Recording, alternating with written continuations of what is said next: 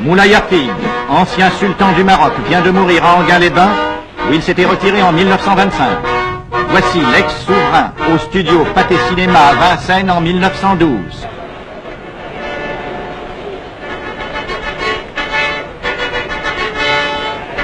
Moulay Hafid disparaît au 25e anniversaire de l'institution du protectorat français au Maroc.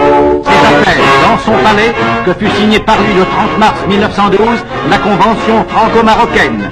Elle fixait le principe de réformes reconnues indispensables pour affermir la souveraineté du sultan, rétablir la paix, faire renaître la prospérité dans le pays. La plus grande misère régnait alors sur l'empire chérifien, livré sur la plus grande partie de son territoire à des désordres sanglants.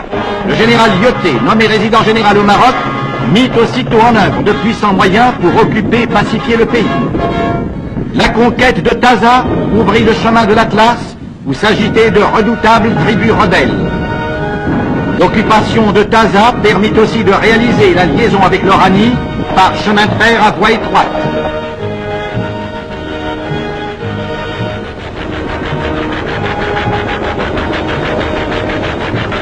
La Grande Guerre obligea le général Lyautey à réduire ses effectifs.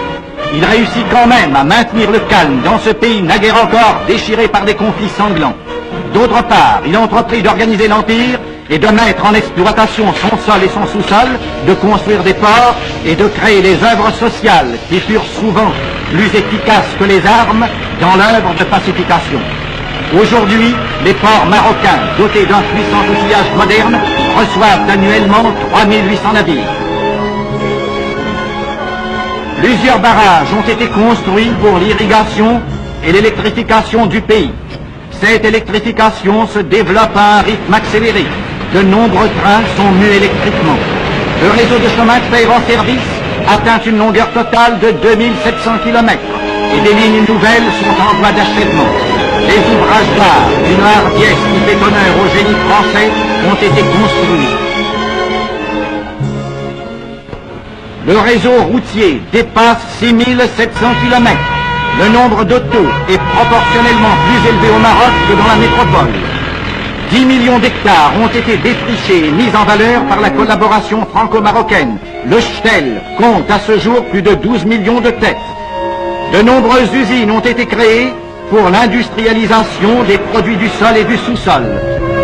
Des villes modernes ont surgi en quelques années au centre des régions les plus riches du monde. Des lignes aériennes les relient entre elles et 10 heures à peine les séparent de la France.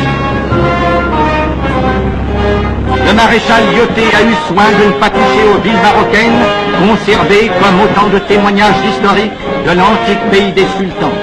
Sans toucher aux coutumes ni aux mœurs des indigènes, la civilisation française a réalisé une transformation presque miraculeuse. Le sultanat a retrouvé son prestige et rétabli sa domination.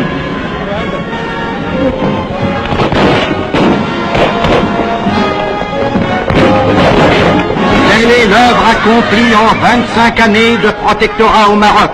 La paix française continue de favoriser l'œuvre humaine entreprise à l'abri des deux drapeaux dont l'union symbolise la prospérité et le bonheur du peuple marocain.